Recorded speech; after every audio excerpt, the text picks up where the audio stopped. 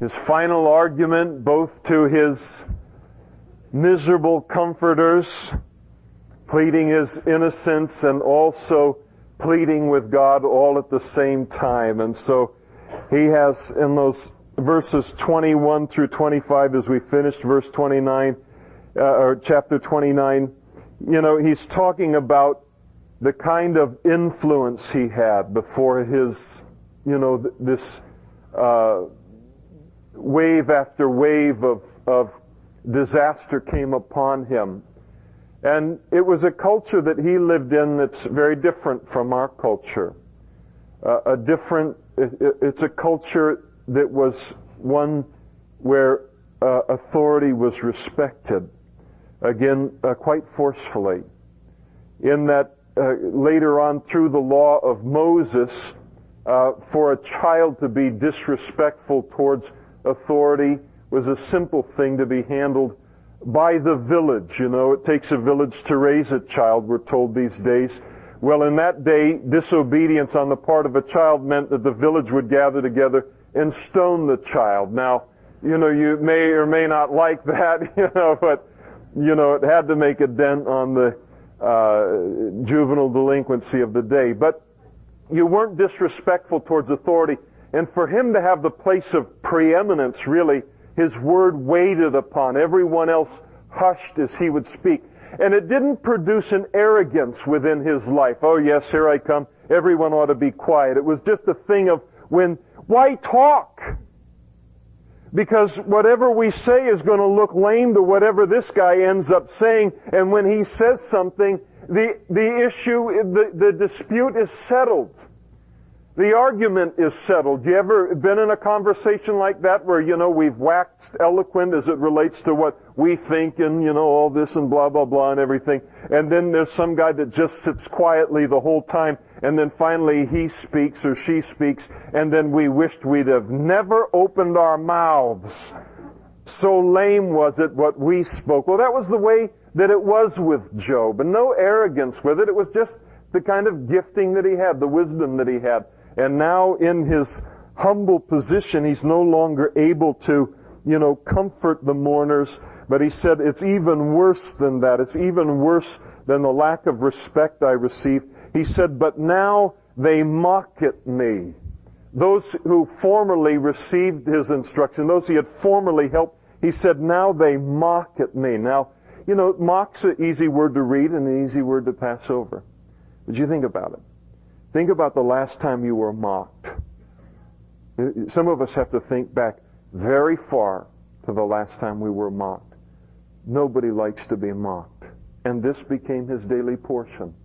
And not from, the highest within society. Now they mocked me. He said, men younger than I, whose fathers I disdained to put with the dogs of my flock. I didn't even put them over, the best of my material wealth. I wouldn't even put them over the dogs, let alone the flocks. And indeed, what profit is the strength of their hands to me? They're men who were physically weak. They were valueless, and now they mock me. Their vigor has perished. They're gaunt from want and famine, fleeing late to the wilderness, desolate and waste, who pluck mallow by the bushes and broom tree roots for their food. In other words, that was the kind of stuff that you only ate under extreme pressure. In other words, these were the people that everyone else drove off. They were the weaker kind of person. And so, usually the, problems within the society. These were the people that nobody else could stand, and they would be driven off into the wilderness. And Job says, now even these people, they mock me, and they make fun of me. And he said, they're driven out from among men. They shouted at them as a thief. In other words, men that couldn't be trusted, unwanted men, now mocked me. They had to live in the clefts of the valleys, in caves of the earth and the rocks. Among the bushes they brayed, and under the nettles they nestled. In other words, they lived like donkeys. And they're the sons of fools. In other words, the idea is they're not very smart either. It's like, you just take a whole group of fools and you inbreed them, And what do? You get a bunch of fools. And he said, this is what these guys are. And yet now they mock me. And it's just, again, a book of poetry. And so poetic ways of putting how low he had gone and what these people, everyone was saying about him. Somebody giving you a bad time, saying some things behind you. This puts it all in perspective, doesn't it? He says, they're the sons of fools, yes, the sons of vile men. They were scourged from the land. And now he talks about what these same men, not just what they said to him, but what they did to him. Now I am their taunting song. They've made up songs about me. Yes, I'm their byword. In other words, when they want to talk about, want to call someone a bad name, they begin to call them a Job. Nobody likes to have their name used that way. They abhor me. They keep far from me. And then Job says, they do not hesitate to spit in my face. Now, I have never had anyone spit in my face. I would pray for the grace of God to be upon my life at that moment, and that I wasn't armed in any way. That I was very current in my relationship with the Lord, had been a lengthy time of devotion with the Lord that morning. You think about that. When somebody spits in your face, nothing worse, virtually, that you could do in this culture, but in that culture it was even worse. That was the most degrading thing that you could have happen to you. It was the greatest insult. When words would cease and they would say, words of my contempt for you can't even be captured in words. It can only be captured in this. And then they spit in your face. Now, the lowest of the low were doing this to Job. And Job said, this is my portion now. This is what they say to me. This is what they do to me. That's a tough place to be, isn't it?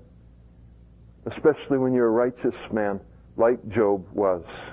There was no reason for that to happen to him. There was no, reason as it relates to sin for him to be in the place that he was in. And you look at that and say, man, could anything be worse than being Job and having these kinds of people spit in your face? And there's only one thing that can be worse, and that's to be the Son of God and have humanity spit in your face on the way to the cross, on the way to dying for them. And that's what happened. And apart from the work of grace by God's Holy Spirit in all of our lives, we have the capacity to do it, to join the crowd, to join the mocking, to join the spitting on that day 2,000 years ago. And Jesus, by the time he went to that cross, not only had his back laid wide open by the scourging, not only had the crown of thorns put on his head, blood everywhere. It was a picture of when they took and they slew the Passover lamb, and as they would slay that lamb, and then that blood would be applied. In the slaying of those lambs there at the tabernacle or there at the temple, there was blood everywhere. Blood everywhere. They would take and you would lay your hands on your sacrifice for your sin offering, and then while your hands were on the head of that lamb, they would cut the lamb's throat, and you would feel the lamb begin to buckle and tremble under your hands. The innocent dying for the guilty in order to provide a covering for our sin. And then the blood would be taken and it would be sprayed all over the place, sprayed on you. Blood everywhere on that scene. Why? To give us a picture of the cross. And the Lamb of God on that cross 2,000 years ago was not the sanitary pictures that we see in the famous museums of the world. He is a mangled mess. Blood everywhere. And yet worse than that was by the time he got to that cross, he was covered with the spit of men. What humility. What humility. What love. God demonstrated his love toward us. But while we were yet sinners, Christ died for the ungodly. What a low place our Lord Jesus took in order to provide a salvation for us, knowing that there would be some who would listen to his message, receive his good news, and walk with him forever. And so, as bad as it was for Job, it was a picture of something much worse that was going to come, related to the Son of God. What a great Lord we serve. Verse 11, because he has loosed my bowstring, speaking of God, and afflicted me. He's removed my ability to defend myself. A bowstring was the means by which you could shoot back, you could fight back, and yet God left him now so weak, so debilitated that he couldn't even fight back. And so God has left me in this place. He's afflicted me. They have cast off restraint before me. They don't respect me at all. And at my right hand, the rabble arises, and they push away my feet. When I try and walk, they trip me up. They raise against me their ways of destruction. They break up my path, and they promote my calamity. They do, try to break up my progress, and they have no helper. And they come as broad breakers, speaking of big waves, under the ruinous storm they roll along. It's not just one or two of them. It's the idea of a canal breaking, and then the water breaking through, or a dam breaking, and then the water heading through. He said, it's not an isolated incident, what's happening to me with these people. There's a flood of them that do this to me every day, is what he's describing. Terrors are turned upon me. They pursue my honor as the wind, and my prosperity has passed like a cloud. They make my life miserable for me.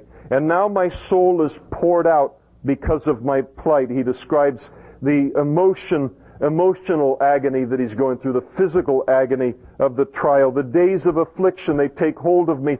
My bones are pierced in me at night. And so he says, let me give you an idea what it's like to sleep in my condition. It's like my bones are stabbing me all night long. And again, for the person, the chronically ill, with that pain, there's no relenting, there's no freedom from it. And that's where he was at. My bones are doing this to me, and my gnawing pains take no rest. Day and night I'm in pain. By great force my garment is disfigured. It binds me, my cloak, it binds me about as the collar of my coat. And what he's talking about, you remember, the skin condition that he has is he's covered from the top of his head to the bottom of his feet with boils. And again, I don't know if some of us in the room may never have had a single boil in your life. And so hard to understand it. But for those who've had at least one, there's the understanding of having it from the top of your head to the bottom of your feet, and these boils were continually oozing. And he's saying, listen, my clothes become like a straitjacket to me, because as my sores ooze into the cloth, and then they dry to my skin, and then I go to move, and I can't move because now they're attached to my skin, and they, strangle me even in the movement. I mean, he's just really in a tough place. And he said in verse 19, he has cast me, God has, into the mire, the lowest place, and I've become like dust and ashes, that is, like garbage. He cries out to God now in verse 20, and he says, I cry out to you, but you don't answer me. I stand up, in other words, I stand up in prayer. I lift my hands to you, but you don't regard me. I know you see me. I know you hear me, but you don't do anything for me. But you have become cruel to me, Job said. With the strength of your hand you oppose me. You lift me up to the wind and cause me to ride on it. He says, you've made me like a feather in the wind. You just throw it, and the feather just goes all this way and that. He says, that's the way you're doing to me in my life. You spoil my success, for I know that you will bring me to death, and to the house appointed for all that live, or all the living, that is, the grave. Now, he's absolutely wrong in all of this, but this is how he feels in the middle of his trial. He said, surely God would not stretch out his hand against a heap of ruins if they cry out when he destroys it. In other words, the point that he's making here is God has been worse to me than I have ever been to any human being. And it's hard when we find ourselves in trials where the difficulty is greater in our lives than we have ever created for another person. And that creates a struggle of its own kind. And so he's looking and saying, God, I would never do to anyone what you are doing to me. I don't understand it. I know you're higher than me, but I don't know why you would do this. He said in verse 25, have I not wept for him who was in trouble? Has not my soul grieved for the poor? But when I looked for good, evil came to me. When I looked and when I waited for light, then came darkness. My heart is in turmoil and cannot rest. Days of affliction confront me, and I go about mourning, but not in the sun. In other words, he's talking about the fact that his skin has become blackened. Black was in that day as it is today, it is the color of mourning. And so he's saying, my skin is turned black. It's turned the color of mourning, but not because I've been sitting out in the sun because of my disease. He said, I stand up in the congregation. I cry out for help, but nobody helps me. He's saying, where are all the people that I helped? Where are all the people that I helped now that I need help? We understand all of these emotions, don't we?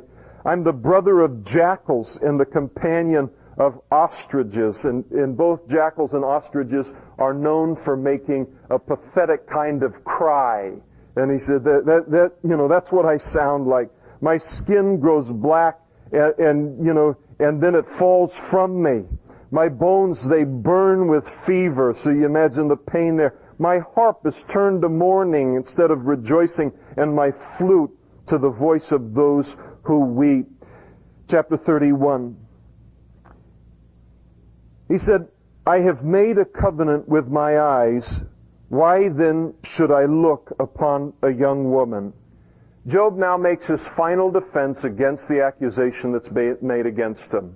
The accusations that's been made against him by his friends are this: that he's wicked, that he's in the condition that he's in because of sin in his life. And he's going to go right through the laundry list, and he's going to say, I am not guilty of this, I am not guilty of this, I am not guilty of what you accuse me of being guilty of. I am not in this trial, I am not in this situation because of willful sin in my life. And so he says, I've made a covenant with my eyes. Why then should I look upon a young woman? In other words, he says, I haven't been one who lusted. I don't lust after young women. And it's interesting, the key for him as it related to dealing with that is, he said, I made a covenant with my eyes. And that's not a bad thing to do. Lord, I give you my eyes this morning as I head out into the day. They're all yours. And the Lord will be faithful to remind you that you've given him your eyes during the course of the day. He said, for what is the allotment of God from above and the inheritance of the Almighty from on high? Is it not destruction for the wicked and disaster for the workers of iniquity? Does he not see my ways and count all my steps? In other words, he's saying God knows that what I'm saying is true. He said, if I've walked with falsehood, or if my foot has hastened to deceit, let me be weighed in a just balance, that God may know my integrity. If my step has turned from the way, or my heart walked after my eyes, or if any spot, that is willful sin, adheres to my hands, then let me sow and another reap. Let me another eat. In other words, let me lose everything. Yes, let my harvest be rooted out. In other words, he says, I haven't lived a life of deceit. I haven't lived a life of lying and falsehood. And then in verse 9, he tells us that he hasn't committed adultery. He said, if my heart has been enticed by a woman, or if I've lurked at my neighbor's door, then let my wife grind for another. Let her become a servant, and let others bow down over her. For that would be wickedness, speaking of adultery. Yes, it would be iniquity, worthy of judgment.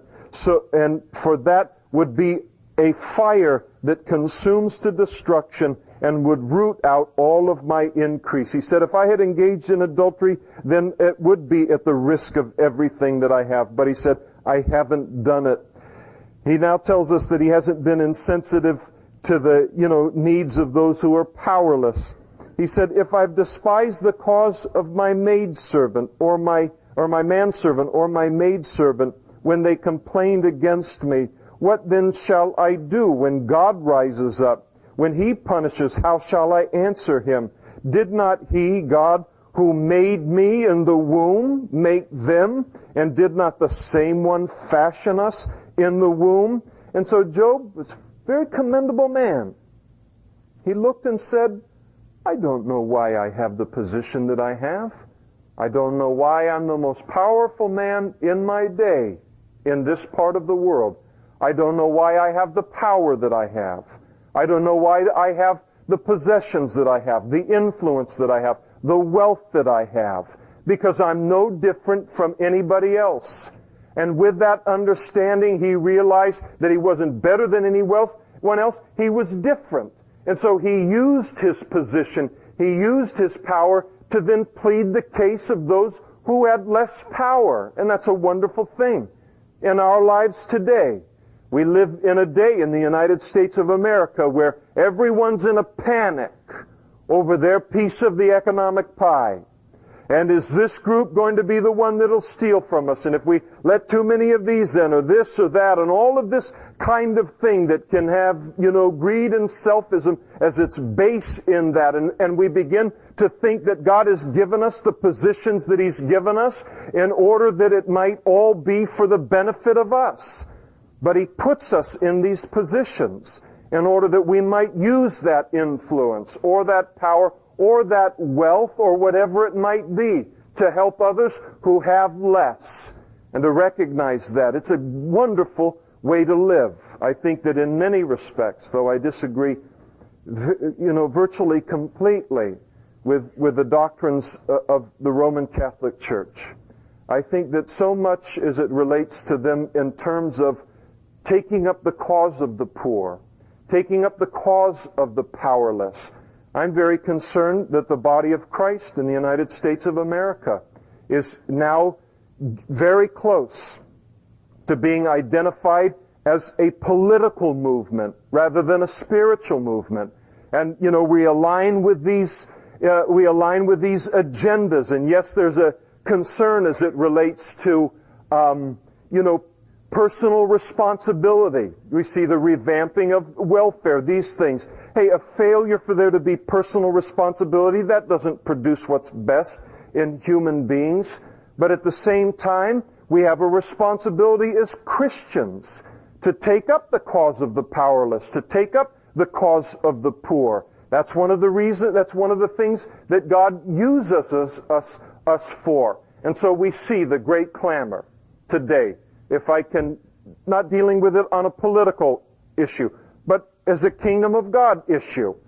We see the shifting in terms of responsibility for this or that, in terms of a safety net related to society from the federal government to the states. I'll be glad when it shifts from the states to the people. Too long, we as Christians have had to compete with the federal government as it relates to helping meet people's needs. There's no way we can dash out checks the way that they can. But here as we look and they say, what's going to happen? Where's the safety net going to be? And Christians involved in all of this. What's going to happen to this poor and to this situation and that situation? That's one of the things that we're here for. That's one of the things that we're here for. So that we take and we look and we say, listen, there is someone that's in need. There's someone that needs their cause to be pled in this situation. There's someone that I can help out. This is a responsibility of humanity and individual human beings and Christians. And He saw it that way. He saw it that way. We're all the same. I'm not better for what I have or the power that I have. I have it for God's purposes to be used for more than just bringing wealth to myself. Verse 16. If I have, and I haven't watched any television news at home in months. You imagine how you got going off on this now. I'm fairly weaned from the news, except for that most reliable of all sources for objective news, the newspaper. So, God bless you if you work for the newspaper. But Forget it, I'm not saying another word. Verse 16, if I have kept the poor from their desire, and what's the desire of the poor? Food and clothing. Or caused the eyes of the widow to fail, in other words, without any hope. Or eaten my morsel by myself, so that the fatherless may not eat of it. I accumulate all and I just kind of eat in secret so nobody, and don't put any of those poor people in front of me to make me feel bad. Kind of thing. He didn't do any of that. He said, but from my youth I reared him as a father, speaking of the fatherless. And from my mother's womb I've guided the widow. If I have seen anyone perish for lack of clothing, or if any poor man without covering, if his heart has not blessed me, that is with thanksgiving for being given something by Job, and if he was not warmed with the fleece of my sheep, if I have raised my hand against the fatherless, oppressed them, then when I saw I had help in the gate, in other words, I had the power to help, then let my arm fall from my shoulder, and let my arm be torn from the socket, for destruction from God is a terror to me, and because of his magnificence I could not endure. And he says, I couldn't, not have anything to do with those who are less fortunate, because I have the fear of God within my life. But I also have seen and tasted of his magnificence directed towards me. He's been good to me, and that causes me to be good to others. Verse 24, if I have made gold my hope, or said to fine gold, you are my confidence, if I've rejoiced because of my wealth was great, in other words, if I've trusted in gold rather than in God, he said, and because my hand has gained much, if I've observed the sun when it shines, the sun worship, or the moon moving in brightness, worship of the moon, so that my heart has been secretly enticed, and my mouth has kissed my hand, this also would be an iniquity worthy of judgment, for I would have denied God who is above. If I have rejoiced in the destruction of him who even hated me, or lifted myself up when evil found him. He says, I haven't rejoiced in the destruction of my enemies. Indeed, I have not allowed my mouth to sin by asking for a curse on his soul. If the men of my tent have not said, who is there that has not been satisfied with meat? But no sojourner had the lodge in the street, for I opened my doors to the traveler. If I've covered my transgressions as Adam, by hiding my iniquity in my bosom, because I feared the great multitude, and dreaded the contempt of families, so that I kept silence, and did not go out of the door. Oh, that I had one to hear me. He's saying, would somebody listen to me? God or man, would somebody listen to me? Here is my mark. This is my defense. I'm resting my case. Oh, that the Almighty would hear me, that my prosecutor, speaking of God, had written a book. Oh, I wish he would make his charges as clear towards me as writing it in a book. Surely I would carry that book of charges against me on my shoulder, and I would bind it like a crown. In other words, I would listen to it. I would give honor to what God would say to me as it relates to a charge. I would declare to him the number of my steps. Like a prince, I would approach him. In other words, I would take my punishment like a man if I just knew why it was that I was in what I've done. What have I done? And if I deserve punishment, I'll take it like a prince. I'll take it like a man. God, just let me know. If my land cries out against me because, I've stolen it from someone, and its furrows weep together because of the person that I stole it from, if I have eaten its fruit without money, or caused its owners to lose their lives or lose their livelihood, then let thistles grow instead of wheat, the weeds instead of barley. The words of Job are ended. And so Job, it took him a little while to finish, saying what he wanted to say, but, he finally got to it. So he's done talking. And just when you think, all right, the three comforters have stopped talking, Job has stopped talking. Good. Let's hear what God has to say. There's a whippersnapper in the crowd. And he is full of himself. And he has a lot of things that he wants to say. And so Elihu, he comes forth now to bring forth his case. He's going to, teach everyone about what's going on. He said, and so these three men, the comforters, ceased answering Job because he was righteous in his own eyes. They looked at Job and said, man, if we haven't convinced him yet, there's no convincing this guy. They ran out of arguments, and so they were silenced too. And then the wrath of Elihu, the son of this guy, the Buzite, of the family of Ram. So it gives us all of these, the lineage here, because nobody knows who he is, and we need all of that to know who he is. The wrath of Elihu, was aroused against Job. And his wrath was aroused against Job because Job justified himself rather than God. His complaint against Job was, Job, and everything you're saying, you're making yourself look good and you're making God look bad in all of this. And he was also, his wrath was aroused against Job's three friends because they had found no answer and yet had condemned Job. He had listened to what the charges that they had brought against Job, and they came to nothing, and yet they condemned Job based upon these flimsy kind of arguments that they had raised. And so Elihu is all upset with them. Verse 4, now because they were years older than he, Elihu had waited to speak to Job. And so he's a younger man, and so he was respectful towards age. He politely waited to bring forth his arguments, but politeness is going to be out the window in just a moment. When Elihu saw that there was no answer in the mouth of these three men, his wrath was aroused. He is very, very upset at these three, and now he's going to express his disappointment towards these three.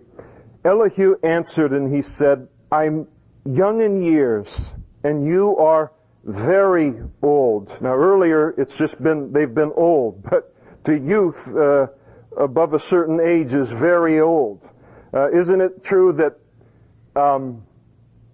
sometimes when you're in elementary school and you have a teacher and it just seems like they're ancient, and then you meet them when you graduate from high school and they look the same, and you thought surely they'd be in the grave by then? Everything looks old when you're young. And so here he's speaking and he says, I'm young in years and you are very old. Therefore I was afraid and I dared not declare my opinion to you. Now, that is the way of youth. Not in this culture so much. Wish it was more the case. But worldwide and typically through history, the way of youth is that they have typically been intimidated in expressing their opinions in the environment of those who are older. Now, in this culture, the older represented the establishment.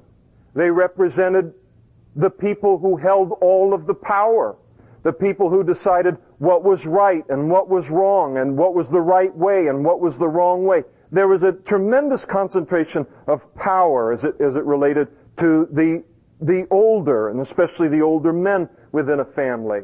And so the younger didn't often speak their opinions in the presence of the older. And so he said, I didn't, say much. I didn't want to say anything out of respect for your age. He said in verse 7, I said, age should speak, and the multitude of years should speak wisdom. And so that respect for the multitude of years. And he said, but there is a spirit in man, and the breath of the Almighty gives him understanding. He says, great men are not always wise, nor do the aged always understand justice. And that's the truth. Job is saying just very, very simply, older men are not always wise, and older men do not always understand justice. And it's important for youth to understand that. Important to understand that. Be respectful in your understanding of that, but understand that. There's nothing wrong with testing the ways of this world. There's nothing wrong with testing the ideas of this world. As a Christian, you must do it. And you must not only do it as it relates to the things of this world, but you must do it in spiritual circles. You must ask, where is that in the Bible? Why do you do those things? Just because something has existed forever, or just because something has been in place forever, doesn't mean it's wise. And it doesn't mean that justice flows forth from it. There are many, many parts of visual or professing Christianity that is absolutely dominated by those who are not wise and don't know justice. And that should be revolted against in my own personal life. And there's nothing wrong with saying, I don't have time for the aggravation or time to give myself to that. I'm going to move to what the Bible says defines as being wise. You can waste your whole lives accepting other men's definitions of what is wise and what is just. And so there's nothing wrong at all with challenging these things. Learn what we can, learn what you can from what's been in place for a while, but don't be afraid to challenge it, but based upon the Word of God. And so he had some revelation. Great men are not always wise, nor do the aged always understand justice. Therefore I say, he says, listen to me, and I will declare my opinion. Oh great, we need another opinion. Indeed, I waited for your words. I listened to your reasonings while you searched out what to say. I listened to what you said. I listened to you form your arguments. I was very, very patient in listening to you. I paid close attention to you, and surely not one of you convinced Job or answered his words. You guys talked for chapters and chapters and chapters, and you never addressed the questions that Job raised to you. It was like a press conference. So, you never answered his words. Verse 13, and he said, I'm telling you this, lest you say, we have found wisdom. God will vanquish him, not man. In other words, Elihu is saying here, listen, I'm only telling you this so that you don't walk away here thinking that you did something good, or you did something right, or that your arguments were right. Now, so far he's doing all right, because that's not bad. Even as Christians, we have to be careful. When we find ourselves in the positions of Job's comforters, we can begin to think that we're right and Job is wrong, or whoever it is that we're dealing with is wrong, because we find two other people who agree with us, our thesis, our position. That doesn't mean that we're right. Doesn't mean that we're right at all. And yet there's a great tendency, I must be right because, this guy believes the same thing and this person does, and I respect them both. Everyone can be wrong. Everyone can be wrong. All three of those comforters were wrong. And so he said, I don't want you to say, we have found wisdom. God will vanquish Job, not man. In other words, if Job is going to be defeated, he's not going to be defeated by those lousy arguments you guys came up with. It'll have to be God.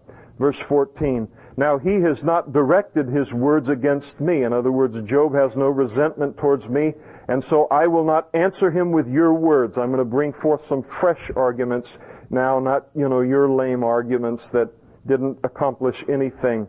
They are dismayed and answer no more. Elihu now, talks about the emotions of what he felt as these three men were bringing forth their arguments, all that was churning within him. And this is where he kind of gets into trouble.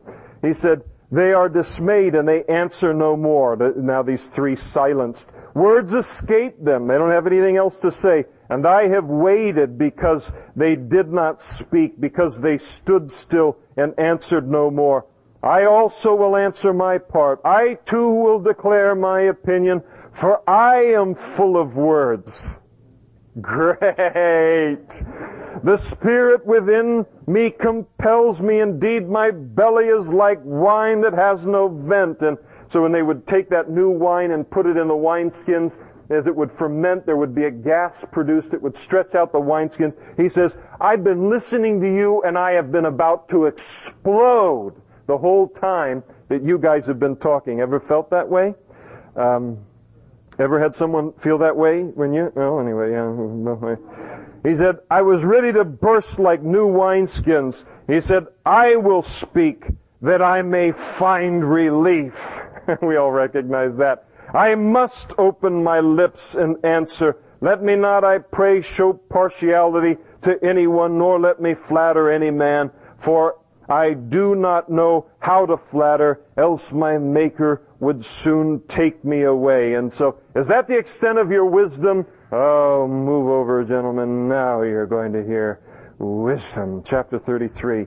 But please, Job, hear my speech. And now Elihu is going to introduce himself to Job. Hear my speech, and listen to all my words.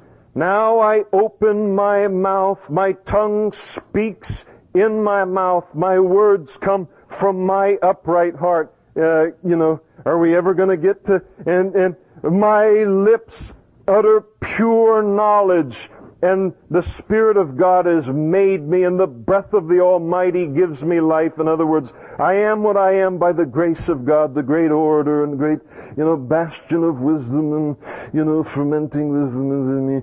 If you can answer me, set your words in order before me. Correct me if I'm wrong, Job. Take your stand. Truly I am as your spokesman before God. I also have been formed out of the clay. Surely no fear of me will terrify you. I have no intentions to terrify you, Job, nor will my hand be heavy on you. I'm not going to beat you down. Surely you have spoken in my hearing, and I have heard the sound of your words saying, I am pure, without transgression.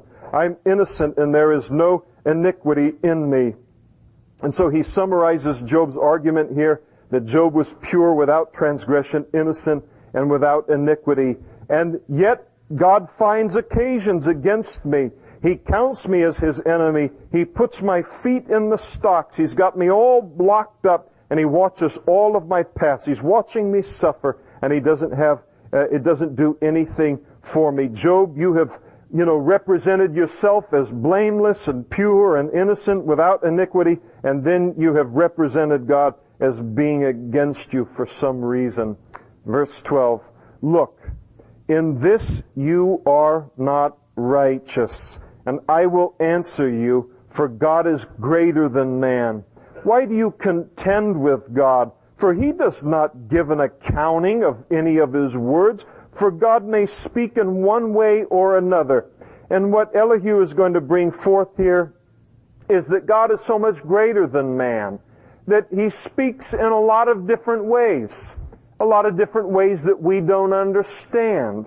And so how can you, call God to speak to you when He's maybe speaking and you don't even hear what He's saying because of the great gulf between, the infinite and the finite.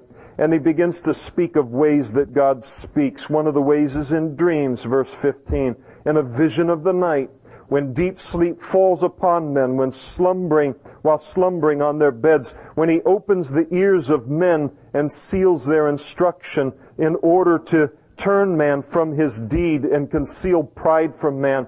He keeps back his soul from the pit and his life from perishing by the sword. In other words, God delivers men and delivers them oftentimes through the use of dreams, has done it throughout history. And then he talks about how God can speak to us through suffering, verse 19. Man is also chastened with pain on his bed, and with strong pain in many of his bones, so that his life abhors bread, and his soul succulent food. His flesh wastes away from sight, and his bones stick out, which once were not seen. Yes, his soul draws near to the pit, and his life to the executioners. In other words, God uses suffering many times to speak to people and to direct them. He says in verse 23 that sometimes he'll use the ministry of a mediating angel. He said, if there is a messenger for him, a mediator, one among 1,000, to show man his uprightness, then God is gracious to him and says, deliver him from going down to the pit, for I have found a ransom. And so God, all through the Old Testament and also in the times of Job, it was apparently well known that sometimes God would send an angel in order to, a ministering spirit in order to communicate to man. We have a beautiful picture of, the angel of the Lord, Jesus himself, pictured there in verse 24, when it talks about the graciousness of God, and then speaking of the words of deliverance, deliver him from going down to the pit. I have found a ransom. And this is what Jesus has done for us. He's delivered us from going down to the pit. Why? Because God found a ransom in his Son. Jesus is both the deliverer and the ransom in our lives. And then fascinating, the very first line of verse 25, and for the person who's been delivered from the pit and who has been delivered by way of ransom, his flesh shall be like a child's. In other words, when this happens, it'll be like a new birth. And so, a little shadow of what would come through the Lord Jesus. His flesh shall be like a child's. He shall return to the days of his youth. He shall pray to God, and he will delight in him. For he shall see his face with joy. For he restores to man his righteousness. And he looks at men and says, I have sinned and perverted what is right, and it did not profit me. He will redeem his soul from going down to the pit, and his life shall see the light. Behold, God works all these things, twice in fact, 3 times with a man, to bring back his soul from the pit, that he may be enlightened with the light of life. Give ear, Job, listen to me, and I will speak. If you have anything to say, answer me. Speak, for I desire to justify you. If not, listen to me. Hold your peace, and I will teach you wisdom. Could we cut out these introductions and these conclusions that you have, Elihu, and then could you continue with your substance? But anyway, all of this, ideas of his own grandeur. Chapter 34, Elihu further answered and said, hear my words, you wise men. Give ear to me, you who have knowledge. For the ear tests words as the palate tastes food. Just as you taste of savory meal, you run it around in your mouth through the completeness of your palate. You eat your food with discernment. Listen to these sumptuous verbal meal that I'm about to present to you. So sumptuous. Don't eat it quickly as a dog would eat its food, but eat it slowly, enjoying all of the small nuances and the smallest of, tastes that are in there, and, give me a break. Let us choose justice for ourselves. Let us know among ourselves what is good. For Job has said, I am righteous, but God has taken away my justice. Should I lie concerning my right? My wound is incurable, though I am without willful sin. What man is like Job, Elihu says. And now so much for, I'm all for you and I'm not going to beat you up. What man is like Job, who drinks scorn like water, can't get enough, who goes in company with the workers of iniquity and walks with wicked men, for he has said, it profits a man nothing that he should delight in God. Now, Job never said that, but that's the way it is sometimes. What you say gets misrepresented. In fact, quite regularly. Verse 10, therefore listen to me, you men of understanding. Far be it from God to do wickedness, and from the Almighty to commit iniquity, for he repays according to man's work, and makes man to find a reward according to his way. He's bringing forth the justice of God. God is always just, he's saying. And God is just, and because he is just, he only gives to man what man deserves, whether that be good or whether that be evil. Now, the problem with his argument is this. God is just, but that is not all that God is. He is also gracious, and he is also loving. And I don't think that his justice is mutually exclusive as it relates to love. His justice is an expression of his love.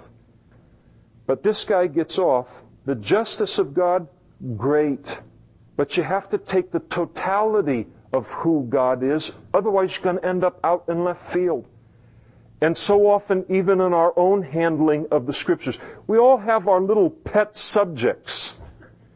And if that's one of the great things about just heading right through the Scriptures. I can't teach all my pet subjects and go to it every week and, pound on those things.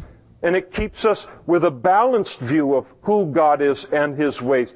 So he's going to bring forth the justice, but that's not all that God is. God is more than simply just, as glorious as that is. But most err, in terms of teaching concerning God, is a over-examination of one of his characteristics to the neglect of others. And that's where so much of the false emphasis come forth from. He said in verse 12, "Surely God will never do iniquity or wickedly, nor will the Almighty pervert justice. Who gave him charge over the earth, or who appointed him over the whole world? If he should set his heart on it, if he should gather to himself his spirit and his breath, all flesh would perish together, and man would return to dust." If you have understanding, hear this. Listen to the sound of my words. Now, when a preacher has to say that over and over again, it's usually an indication that he's losing his audience. Now, hear this. It's a perverse pastor humor. But anyway, I know we're at about 51 minutes as it relates to heading through this, but the fact of the matter is when you got to repeat yourself over and over again like that, like he's doing, eyes are rolling, and all of that. And so he's trying to keep them there. Listen to the sound of my words. Should one who hates justice govern? Will you condemn him who is most just? Is it fitting to say to a king, you are worthless, and to nobles, you are wicked? Yet he is not partial to princes, God isn't, nor does he regard the rich more than the poor, for they are all the work of his hands. In a moment they die. In the middle of the night, the people are shaken and pass away. The mighty are taken away without a hand. And so he's saying, Job, all of this has happened to you because of your wickedness. For his eyes are on the ways of man, and he sees all of man's steps. There is no darkness nor shadow of death where the workers of iniquity may hide themselves. Job, you're a worker of iniquity. For he need not further consider a man than that he should go before God in judgment. He breaks in pieces mighty men without inquiry, and sets others in their place. Therefore he knows their works. He overthrows them in the night, and they are crushed. He strikes them as wicked men in the open sight of others, because they turn their back from him. In other words, Job, you're in the problem that you're in because of your iniquity and because of your rebellion against God, and would not consider any of God's ways, so that they cause the cry of the poor to come to him. For God hears the cry of the afflicted. When he gives quietness, who then can make trouble? And when he hides his face, who then can see him? Whether it is against a nation or a man alone, that the hypocrite should not reign, lest the people be ensnared. Final accusation, Job. By the way, has anyone told you you're a hypocrite in the last 20 minutes? And so, he chimes in with that whole thing. Now he tells Job what he ought to do. For has anyone said to God, I have borne chastening, I will offend no more. Teach me what I do not see. If I have done iniquity, I will do no more. Should God repay it according to your terms, just because you disavow it? You must choose and not I. Therefore speak what you know. You say you're innocent, but you're not. You need to do what's right. Men of understanding say to me, wise men who listen to me. So he's going to ask these three wise men now to join him in his denunciation of Job.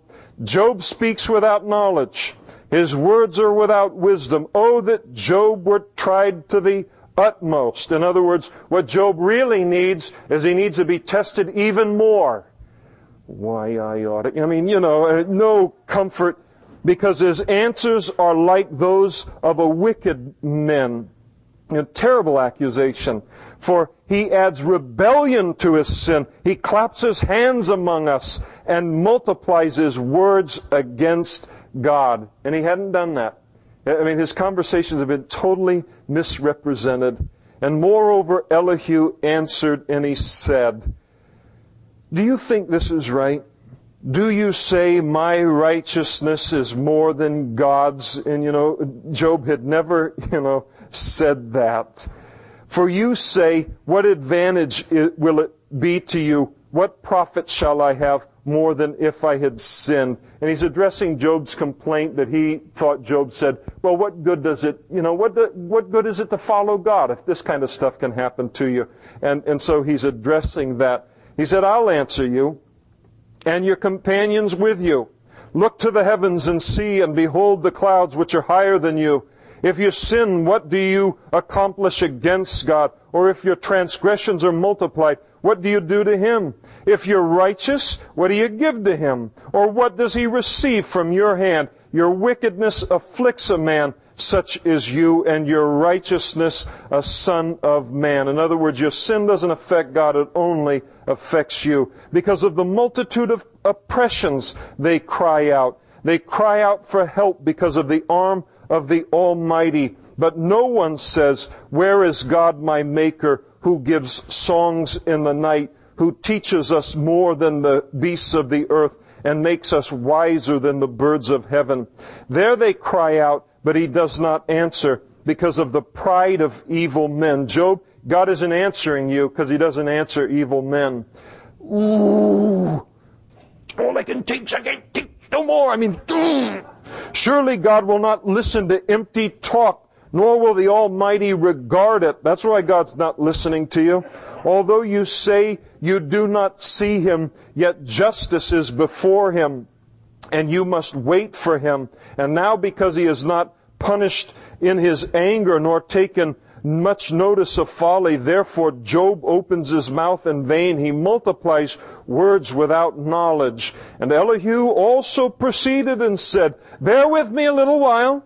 And, there's one thing that you never do is that when you're preaching, when you say you're finishing, finish. But when you say, now, finally, and in conclusion, and in my next to last conclusion, and in my almost final conclusion, so he keeps saying that he's going to complete here. He says, bear with me a little bit, and I'll show you that there are yet words to speak on God's behalf. I will fetch my knowledge from afar. I will ascribe righteousness to my Maker, for truly my words are not false. One who is perfect in knowledge is with you. He's gone off the deep end. Gone off the deep end. Again, as I mentioned this morning, probably, involved in a very intensive self-esteem curriculum in his youth in the public school system or whatever it might be there. He has a very high self-esteem, but it's unwarranted. It's unwarranted. It was interesting. Again, this happens every few years, but they redid it again. It was just about 3 weeks ago in the newspaper, where they took representatives of 6 Western industrialized nations, and they tested the students of those nations to come to conclusions concerning the educational system of those nations. The United States of America students, on average, placed in the 6th place of all of the 6 nations. We were the lowest. In fact, it's interesting, as was in the paper this last Sunday, that in Russia today, a Russian student graduating from the 6th grade has more science and more math than a high school graduate in the United States of America. That can't go on for very long, but that's another sermon, and I just got about 45 more seconds. But I'm not saying in conclusion just yet. But I know I'm provoking you to wrath. I'm going to provoke a riot here. But they then asked these students, they did a test to determine their self-esteem, and we finished number 1 as it relates to self-esteem. So we are in grave danger. We are making our students feel good about not producing or not excelling, and that's a dangerous place to be. And so here he is, he thinks he's the greatest, and the only thing that's going to shut him down is God. And shortly, he said, "Behold, God is mighty, but despises no one. He is mighty in strength of understanding. He does not preserve the life of the wicked, but gives justice to the oppressed. He does not withdraw his eyes from the righteous, but they are on the throne with kings.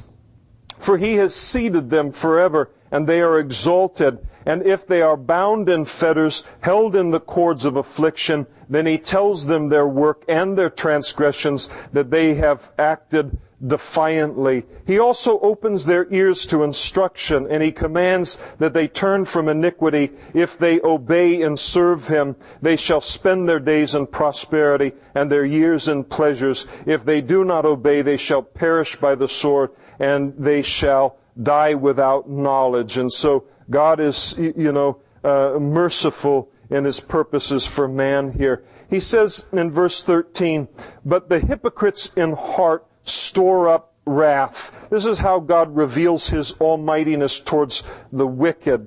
They, in wrath, they do not cry for help when he binds them. They die in youth, and their life ends among the perverted persons. And he delivers the poor in their affliction and opens their ears in oppression. Indeed, he would have brought you out of dire distress into a broad or a safe place where there is no restraint. And what is set on your table would be full of richness, Job, but you're filled with the judgment due the wicked.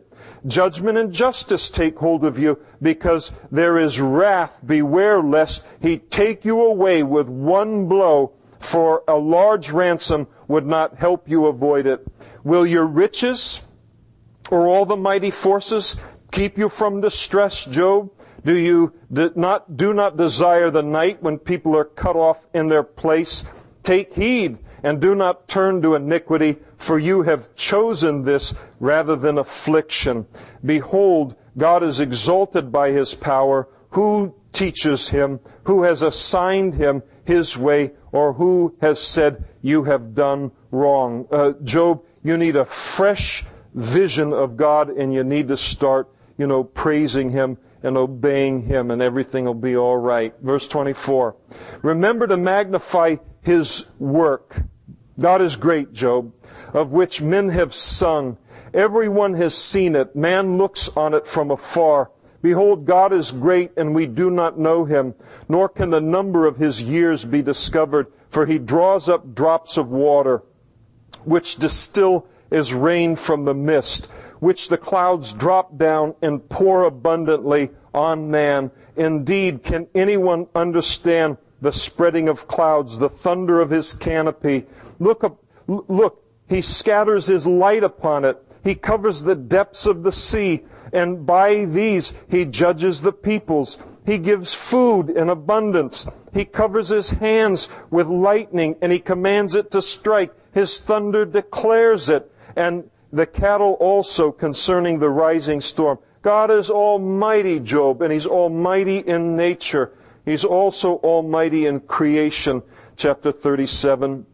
At this also my heart And as we head into chapter 37, I just want you to know we're not finishing the book tonight. I'm just finishing chapter 37. So, in conclusion, chapter 37.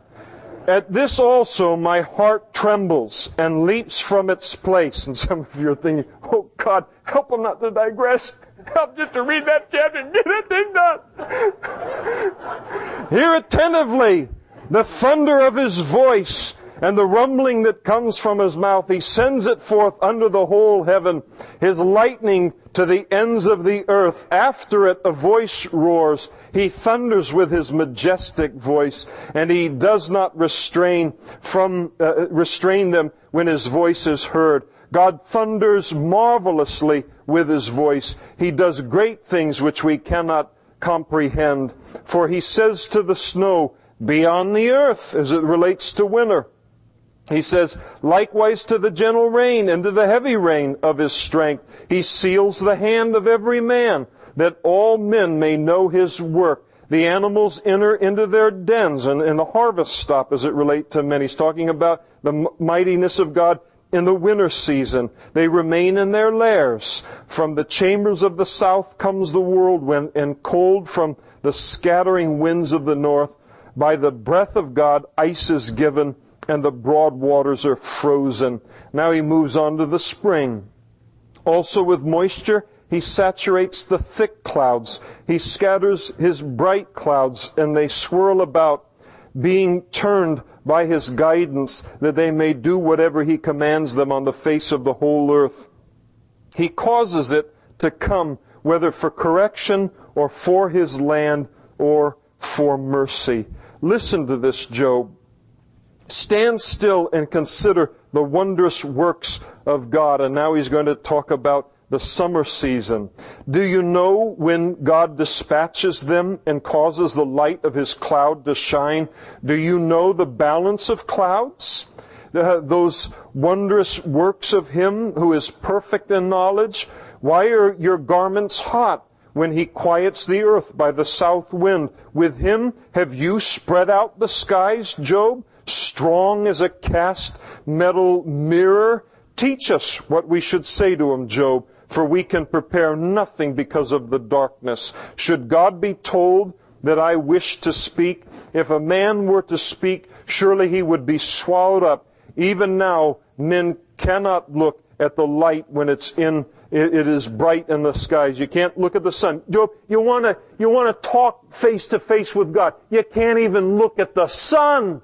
You know what you're asking for here. And the wind has passed and cleared them. He comes from the north as golden splendor, with God as awesome majesty. As for the Almighty, we cannot find him. He's excellent in power, in judgment, and abundant justice. He does not oppress, and therefore men fear him. He shows no partiality to any who are wise of heart.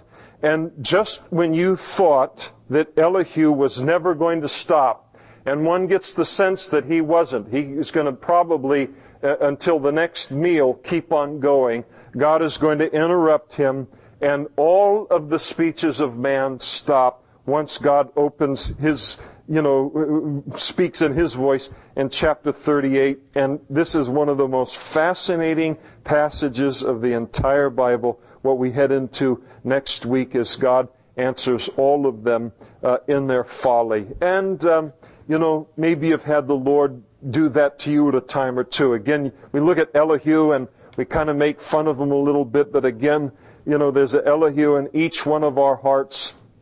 And how many conversations? Have you ever been in a conversation where God stopped you? Where to save your life, you could not come up with the next thought. He just stopped you. Am I the only one that he's done that to? I mean, I could write a book about the number of times that he's done that.